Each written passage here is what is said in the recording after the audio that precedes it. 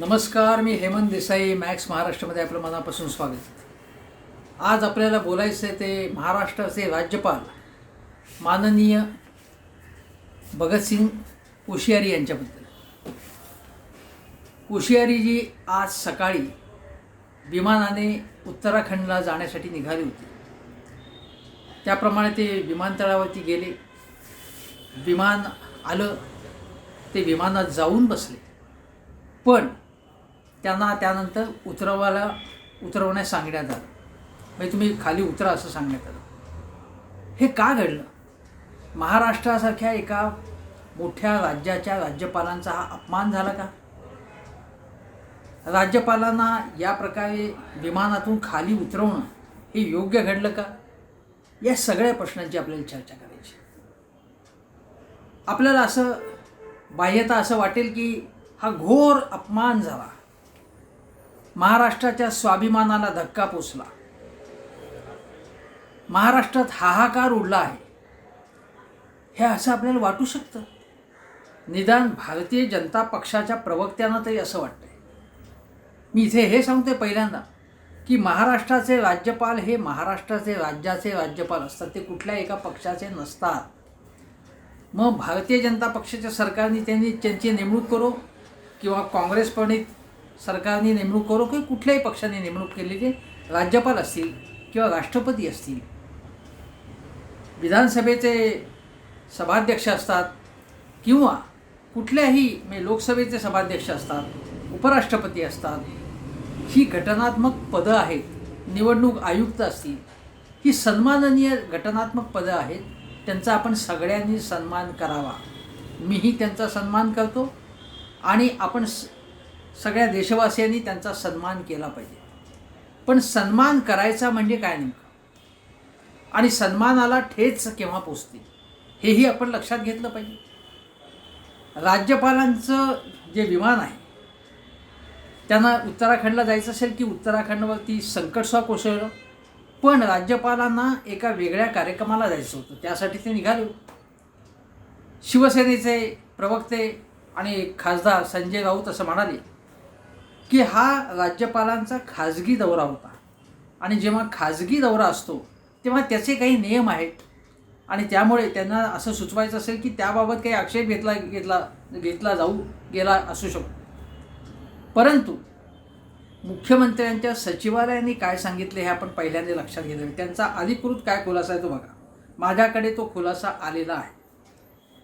राजभवन सचिवालयाने राज्यपालांच्या दौऱ्या अगोदर राज्यपालांना विमान वापरण्यास परवानगी मिळाली आहे किंवा नाही याची खातरजमा करून घ्यायला हवी होती. मी ही जबाबदारी कोणाची होती की राज्यपालांच्या कार्यालयाची होती. राज्यपालांची काही चूक झाली त्याच्यात असं म्हणता येणार. ती खात्री न केल्याने राज्यपालांसारख्या महनीय व्यक्तीचा खोळंबा झाला. याबाबत राज्य शासनाची कुठलीही चूक नाही असे राज्य शासनाने स्पष्ट केलं आहे. हा जो खुलासा आहे तो मुख्यमंत्र्यांच्या सचिवालयाकडून आला आहे. राजभवनाने राज्यपाल महोदयांना विमान घेऊन जाण्यास मान्यता देण्याविषयी राज्य शासनास विनंती केली होती. शासकीय विमान घेऊन जाण्यापूर्वी नियमानुसार परवानगी मागितली जाते आणि मान्यता मिळाल्यानंतरच विमान उपलब्ध केले जाते. हा सगळा प्रघात आहे, ही पद्धत आहे सगळी. बुधवार दिनांक 10 फेब्रुवारीस मुख्यमंत्री सचिवालयातून विमान वापराबाबत अद्याप मान्यता दिली नसल्याचा निरोप देण्यात आला होता. हे लक्षात घ्या. CMच्या ऑफिसने सांगितलेलं होतं राज्यपालांच्या कार्यालयाला की आम्ही परवानगी दिलेली नाही असं म्हटलेलं होतं. ही मान्यता मिळाल्यानंतरच राजभवन सचिवालयाने राज्यपाल महोदयांच्या विमान प्रवासाबाबत नियोजन करून त्यांना विमानतळावर आणणे अपेक्षित होते. मात्र राज्यभवनाच्या संबंधित अधिकाऱ्यांनी मान्यतेविषयी कुठलीही खात्री करून न घेतल्याने राज्यपाल महोदयांना शासनाने विमानाने इच्छित स्थळी जाता आले नाही. कळलं का? म्हणजे ही चूक कोणाची होती तर राजभवन जे सचिवालय त्यातले कोणाची तरी अधिकाऱ्याची चूक होती की अगोदर सांगितलं होतं की अजून परवानगी मिळाली नाही. समजा एखाद्या गाडीचं तिकीट आपल्याकडे नाही आहे, मी मोठा एखाद्या कंपनीचा चेअरमन आहे आणि माझ्या माणसाने मी सांगितलंच नाही की तिकीट मिळालं नाही, मी स्टेशनमध्ये जाऊन गेलो आणि मला घेतलं नाही, गाडीत बसायला अलाऊ केलं नाही, तर ती माझी चूक आहे, माझी चूक म्हणजे माझ्या कार्यालयाची चूक आहे, हे आपण लक्षात घेतलं पाहिजे. राजभवनाच्या संबंधित अधिकाऱ्यांनी मान्यतेविषयी कुठलीही खात्री करून न घेतल्याने त्यांना जाता आले नाही. वस्तुतः राज्यपालांसारख्या महनीय पदावरील व्यक्तींच्या बाबतीत राजभवन सचिवालयाने पुरेशी काळजी घेणे अपेक्षित होते. ते झाले नसल्याने या प्रकाराबाबत शासनाने गंभीर दखल घेतली असून राजभवनातील संबंधित अधिकाऱ्यावर जबाबदारी निश्चित करण्यात यावी अशा सूचना मुख्यमंत्र्यांनी दिल्या आहेत. म्हणजे यामध्ये आपण लक्षात घ्या, अधिकृत सरकारची ही भूमिका आहे. मुख्यमंत्र्यांना याची काही माहिती नाही. मुख्यमंत्र्यांनी हे जाणीवपूर्वक बाबा त्यांना जाऊन द्यायचं नाही असं केलेलं नाही आहे. ही चूक कोणाची आहे? राजभवन सचिवालयाची आहे. संबंधित ज्या कोणी अधिकाऱ्याची ही चूक झाली असेल त्याला शासन झालं पाहिजे, चौकशी करून त्याला निलंबित तरी केलं पाहिजे किंवा कडक कारवाई त्याच्यावरती केली पाहिजे. आता ही जबाबदारी कोणाची आहे? ही जबाबदारी राजभवन कार्यालयाची. राज्यपालांनी याची कारवाई केली पाहिजे की आपल्या कार्यालयावरती. ती न करता मुख्यमंत्र्यांकडे बोट दाखवायचं, सरकारकडे बोट दाखवायचं आणि त्यांच्या नावाने ताशा बडवत बसायचं, हे योग्य आहे असं मला बिलकुल वाटत नाही. आता इथे लक्षात घ्या, हे माझ्या मनात एक प्रश्न आला, तुमच्याही मनात आला असेल. जर महाराष्ट्र शासनाने परवानगी दिली नव्हती, मी अद्याप कायमची परवानगी दिली नाही असं नाही, आज न उद्या दिली असती परवानगी, पण परवानगी देताना वेगवेगळ्या गोष्टींचा विचार केला जातो. विमानाची सुरक्षितता असेल, नंतर विमान दुसऱ्या कोणाला अर्जंट कामासाठी काही हवं आहे का, त्यानंतर विमान म्हणजे नागरी हवाई वाहतूक मंत्रालयाच्या अखत्यारीत ज्या काही गोष्टी येतात त्यांना त्या ठिकाणी विमान पाठवण्यास परवानगी आहे का, अमुक तमुक जो काही प्रोटोकॉल जी पद्धत असेल त्या गोष्टींचा विचार करून ही परवानगी देण्यात येत असणार. आता माझ्या मनात असा प्रश्न आला की जर परवानगी दिली नव्हती आणि राज्यपाल तरीसुद्धा विमानात जाऊन बसले होते, तर ते हे विमान तिथे कशासाठी होतं? का ते तिथे नेहमी परमनंट तिथेच असतं त्या ठिकाणी? मग ते विमानात जाऊन कशासाठी बसले, कसे बसू शकले, विमान तिथे होतंच कसं मुळात, असे प्रश्न आपल्या मनात येऊ शकतात. त्याचा खुलासा यथावकाश व्हावा अशी अपेक्षा आहे. पण याबाबत संजय राऊत जे म्हणाले की हा खाजगी दौरा आहे, तर त्यावरती राज्यपालांनी आज काय सांगितलं आहे ते आपण लक्षात घेतलं पाहिजे. राज्यपाल असे म्हणाले की IAS अधिकाऱ्यांचा सत्कार त्यासाठी मी तिथे चाललो होतो, म्हणजे आपल्या राज्यामध्ये. तर हा खाजगी दौरा कसा काय म्हणता येईल, ही बाजू लक्षात घेतली पाहिजे. म्हणजे संजय राऊत जे म्हणतात ते संजय राऊत यांनी सुद्धा फॅक्ट्स चेक केल्या पाहिजे होत्या. कशासाठी ते चाललेत, कुठल्या गोष्टीसाठी चाललेत. आपण एखाद्या गोष्टीवरती आरोप करण्यापूर्वी त्याची खातरजमा करून घेतली पाहिजे. पण संजय राऊतांकडे हे भान असल्याचं आपल्या सातत्याने हे भान नसतं, त्यांच्याकडे हे दिसून येतं. उदाहरणार्थ डॉक्टरांपेक्षा कंपाऊंडर श्रेष्ठ अशा प्रकारचे एक मुक्ताफळं त्यांनी उधळलेली होती. अनेक गोष्टी काँग्रेसची खाट कुरकुरती आहे असं म्हटलं त्यांनी. त्यानंतर परत काँग्रेसची स्तुती केली त्यांनी. काँग्रेसच्या एकूण कारभाराबाबत त्यांना खुपसण्याचा प्रयत्न केला आणि महाविकास आघाडी सरकारची जी काही गाडी चालू आहे त्यामध्ये बाधा आणण्याचं काम स्वतः संजय राऊतच करत असतात. हे संजय राऊतांना बोलायचं कारण काय होतं? हे जर आता राज्यपाल म्हणतात की हा अधिकृत दौरा होता, तर अधिकृत दौरा असेल.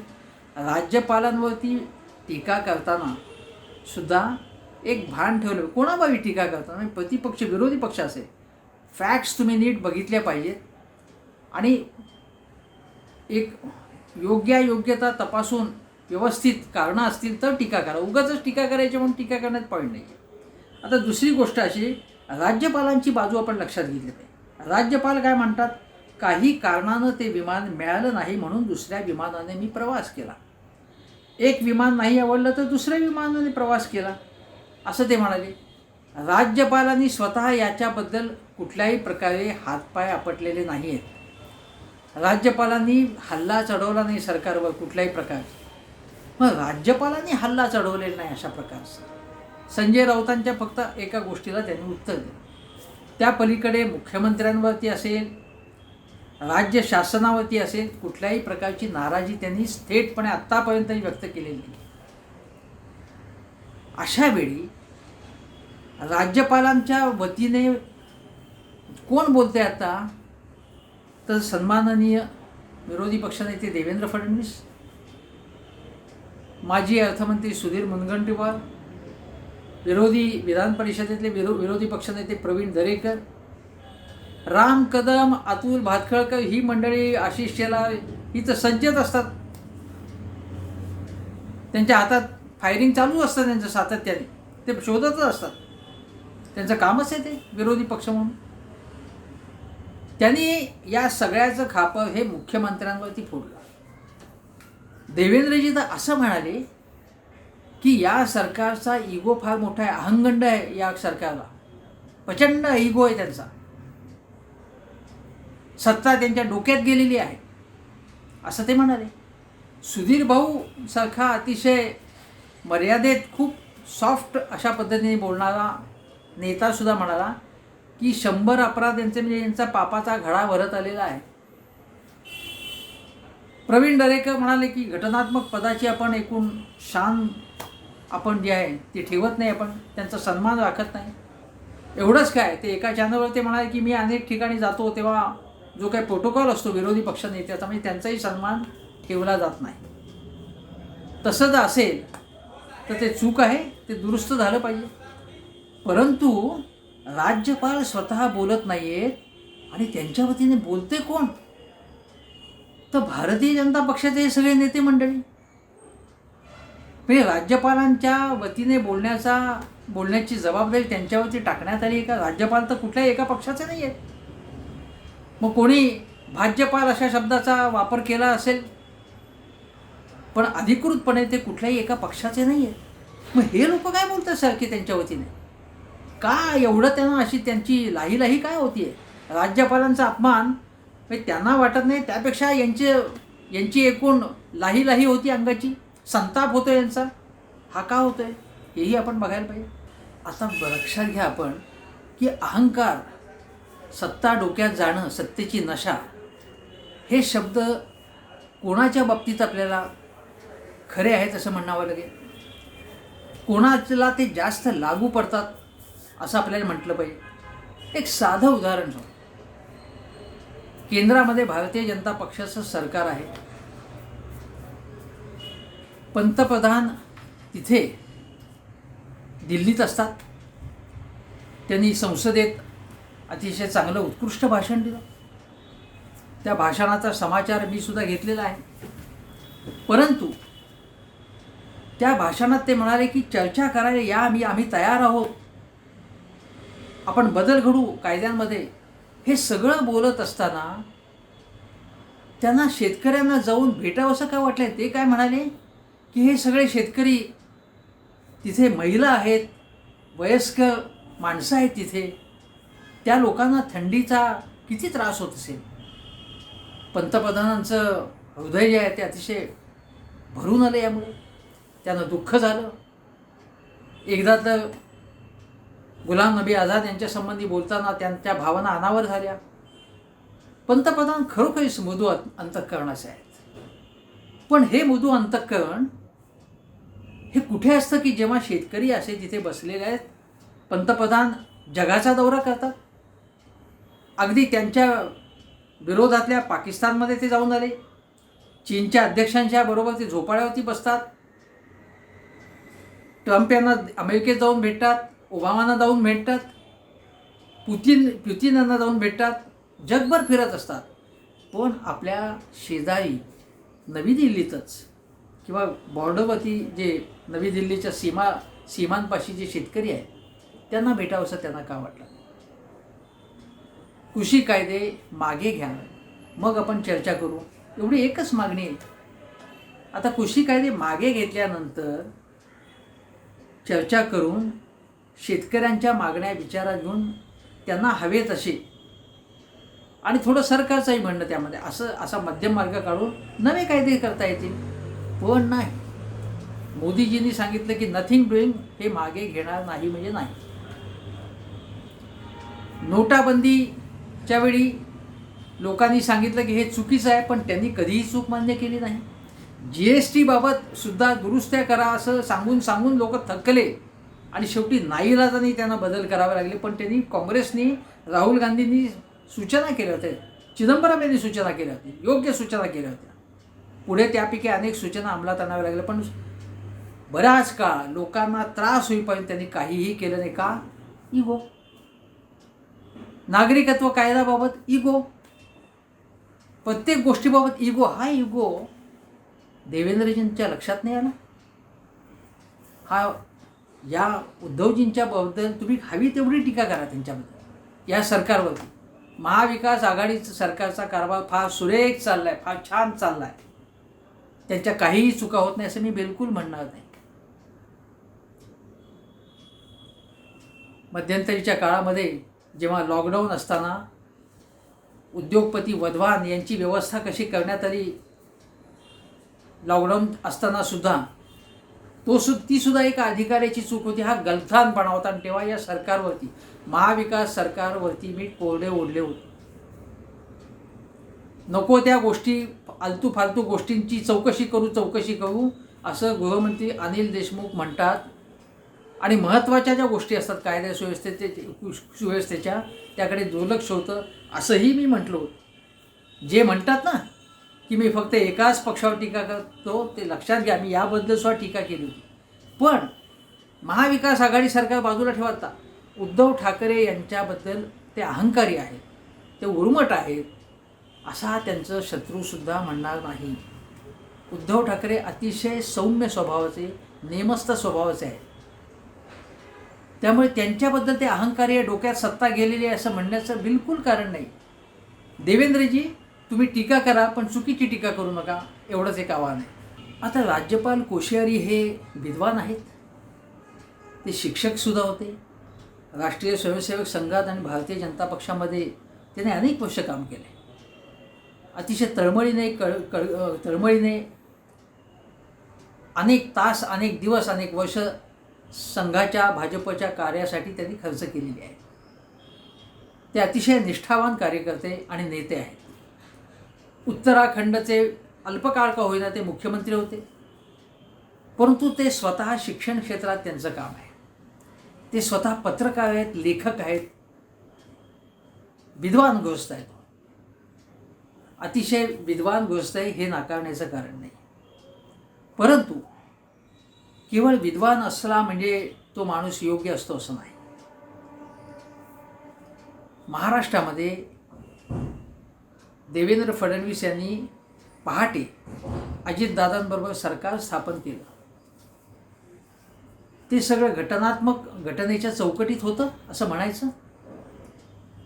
तसं जर नव्हतं तर केवळ मोदी आणि शहा यांच्या आदेशानुसार त्यांनी हे काम केलं असं म्हणायला पाहिजे. ही चूक होती, राज्यपालांची गंभीर चूक होती. राज्यपालांनी त्यावेळी म्हणायला पाहिजे की मी असा निर्णय घेणार नाही, मी राजीनामा देतो, पण मी अशा प्रकारच्या लपून छपून चुपके अशा पद्धतीने सरकार स्थापन करणं, जे पूर्णपणे घटनेचा भंगच केलेला होता एक प्रकारे. तो रात्रीच्या अंधारात ज्या पद्धतीने सरकार स्थापन केलं, जे 3 दिवसात त्यांना राजीनामा द्यावा लागला, तेव्हा ती त्यांची पहिली चूक होती.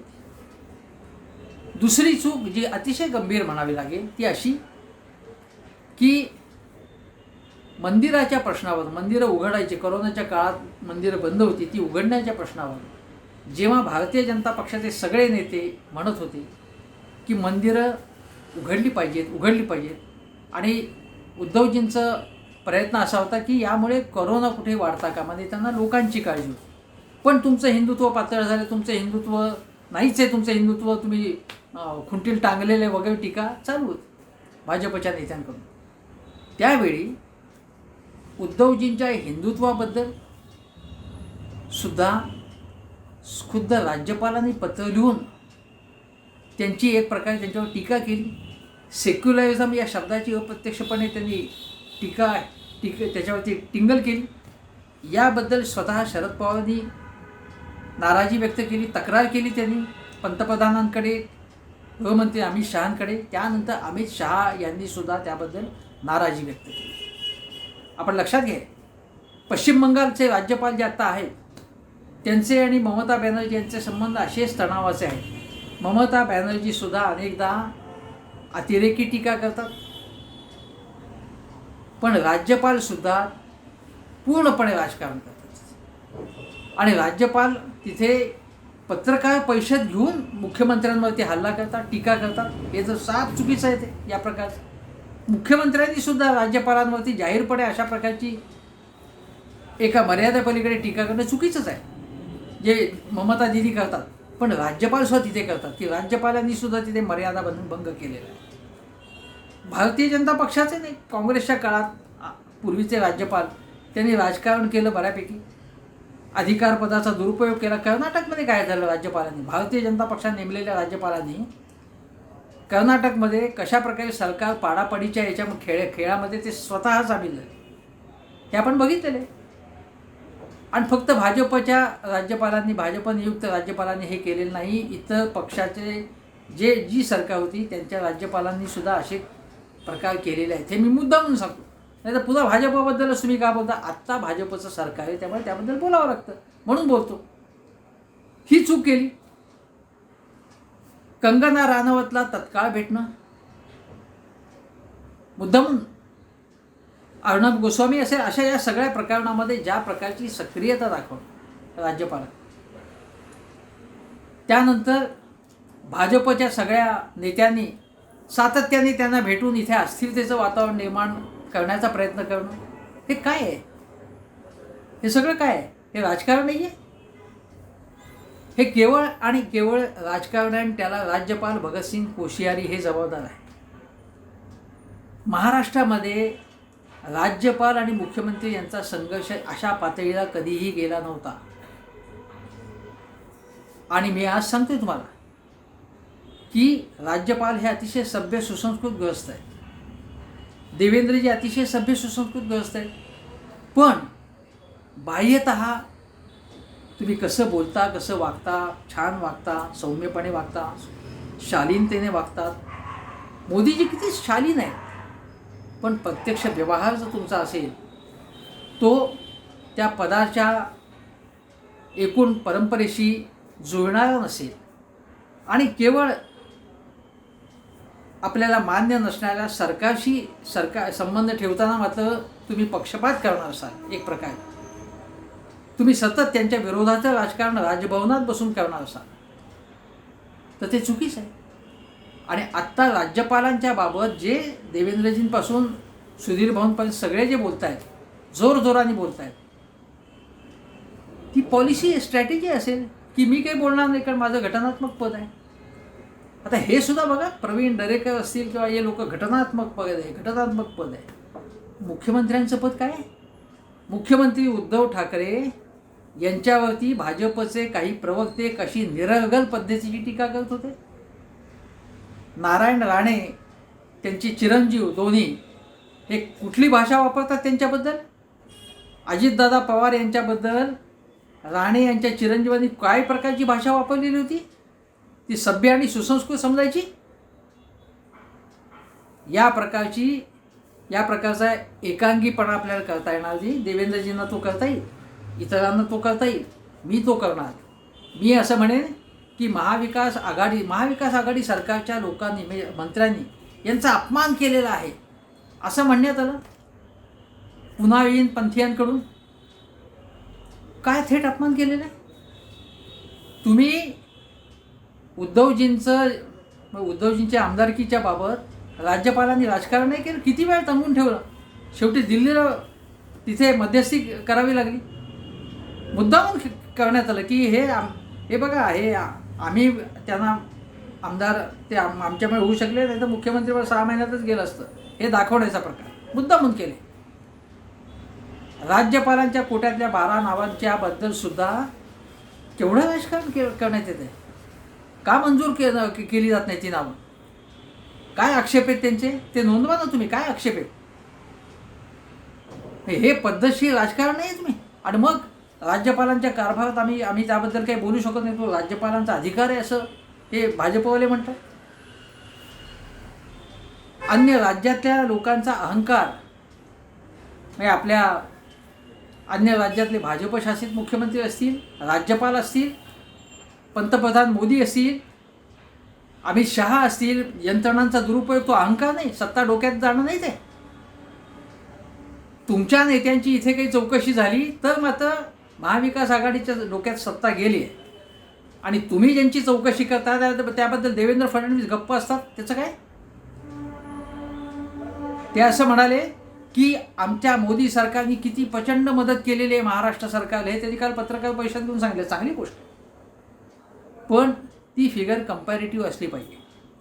म्हणजे कसं की अन्य राज्यांना किती मदत दिलेली आहे एकूण आणि महाराष्ट्राला किती मदत दिलेली आहे. ज्यावेळी UPA सरकार होतं तेव्हा महाराष्ट्र सरकारला किती मदत दिली होती आणि आत्ता किती मदत दिली आहे, ही कंपॅरेटिव्ह फिगर जर दिली तरच सांगता येईल. पण सांगायचा त्यांचा उद्देश असा की महाविकास आघाडी सरकार नादान आहे, नालायक आहे, त्यांना काहीही समजत नाही आणि केवळ आमच्या मेहरबानीवर सगळं चाललेलं. हे जे आहे ना, याला अहंकार म्हणतात. सत्ता जाऊनही अजूनही यांच्या डोक्यात सत्ता आहे. आमच्या जागी हे कसे, हा विचार याच्या मागे, हा संताप याच्या मागे आहे. तुम्हाला जर महाविकास आघाडी सरकारच्या जागी यायचं असेल तर वाट बघा, आंदोलनं करा तुम्हाला हवी तेवढी, पण राज्यपालांच्या मागे राहून तुम्ही शरसंधान करू नका. कंगनाच्या मागे, अर्णबच्या मागे दडून शरसंधान करू नका. उघड उघड तुम्ही मैदानात या आणि हल्ला करा, पण तसं होत नाही. राज्यपालांचं विमान जमिनीवरती आल्यानंतर म्हणूनच राज्यपालांच्या पेक्षा हे पोपटच जास्त बोलायला लागले, हे लक्षात घ्या. नमस्कार, इथे थांबतो.